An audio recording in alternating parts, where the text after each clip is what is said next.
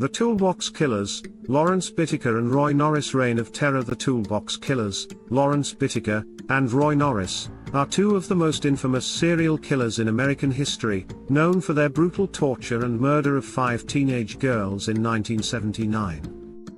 Their nickname stems from their use of common tools, such as pliers, hammers and screwdrivers, to carry out sadistic acts of torture on their victims.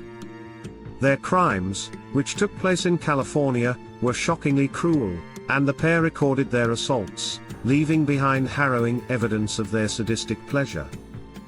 The case remains one of the most disturbing in U.S. criminal history due to the extreme violence and depravity of their crimes, as well as the horrifying tapes of the victims' suffering.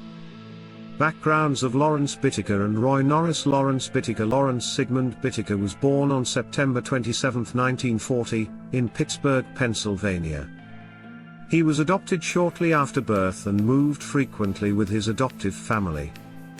Throughout his teenage years and early adulthood, Bittaker developed a lengthy criminal record, including arrests for theft, assault, and auto theft.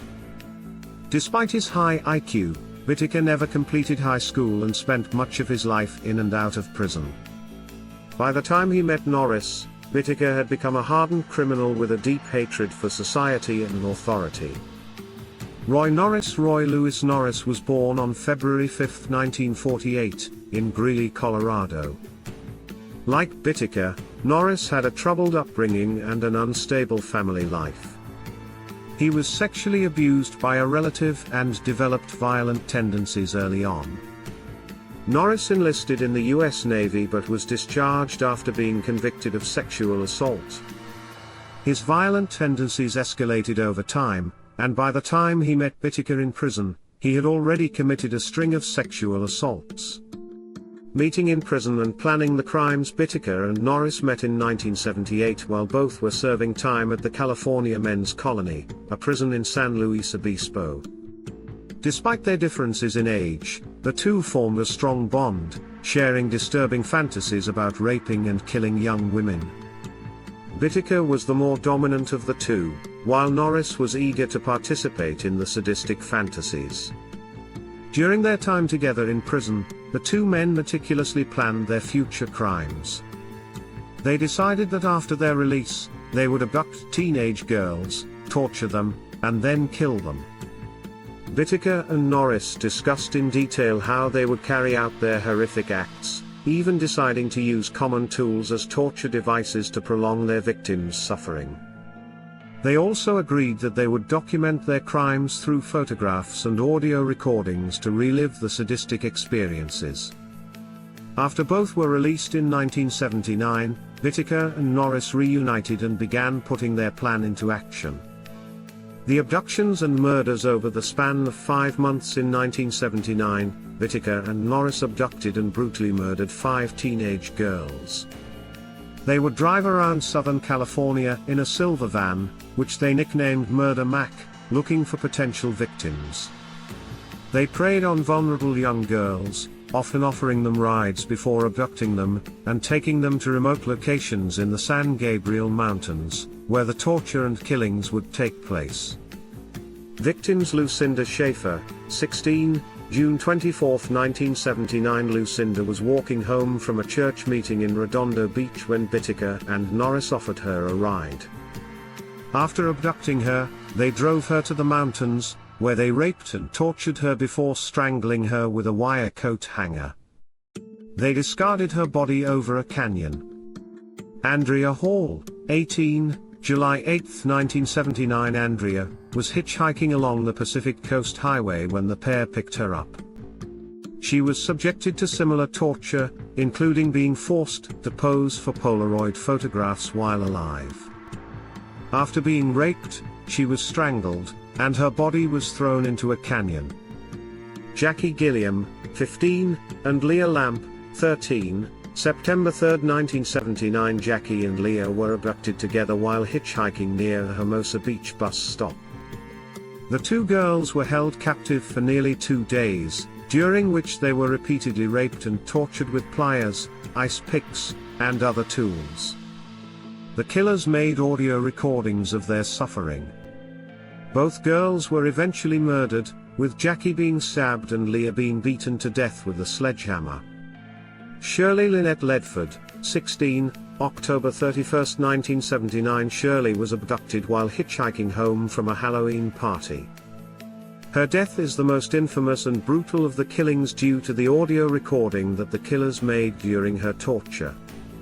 She was raped and tortured with pliers and other tools while Bittaker and Norris took turns abusing her. The audio recording of Shirley's screams and pleas for mercy would later be used as key evidence in the trial. After the prolonged torture, she was killed by repeated blows to the face with a hammer and strangled with a wire coat hanger. Her body was discarded on a suburban lawn. Capture and arrest. Bittaker and Norris's horrific crime spree came to an end in November 1979, when Norris confided in a friend, Joseph Jackson, about the murders. Jackson, horrified by what Norris had told him, informed the police. Norris was arrested, and during questioning, he quickly turned on Bittaker, agreeing to cooperate with authorities in exchange for a lighter sentence.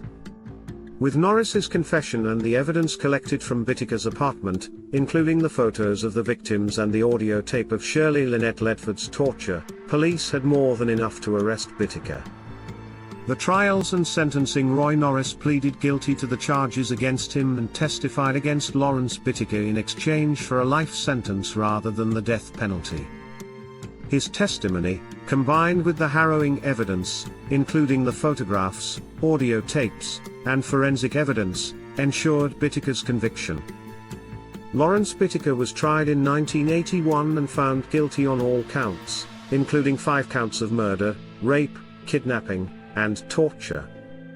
The audio tape of Shirley Ledford's torture was played in court, and the jury was visibly disturbed by the screams and pleas on the recording. The tape, which was never made public due to its extreme content, remains one of the most chilling pieces of evidence in U.S. criminal history. Bittaker was sentenced to death in 1981 and remained on death row at San Quentin State Prison until his death in 2019. Despite the sentence, Bittaker never expressed any remorse for his actions, and he even boasted about the killings in later interviews. Roy Norris, who was given a life sentence in exchange for his testimony, died in 2020 while serving his sentence. The legacy of the Toolbox Killers. The crimes committed by Lawrence Bittaker and Roy Norris stand out in the annals of serial killer history due to the extreme sadism involved and the recording of their victims' suffering. The sheer cruelty of their actions, particularly the torture of Shirley Ledford, left an indelible mark on the public, investigators, and all those involved in the case. The case also serves as a grim reminder of the vulnerabilities of young women hitchhiking during the 1970s and the dangers posed by individuals with sadistic fantasies. The Toolbox Killers remain infamous for their calculated brutality and their use of ordinary tools as instruments of torture, forever cementing their legacy as 2 of America's most sadistic serial killers.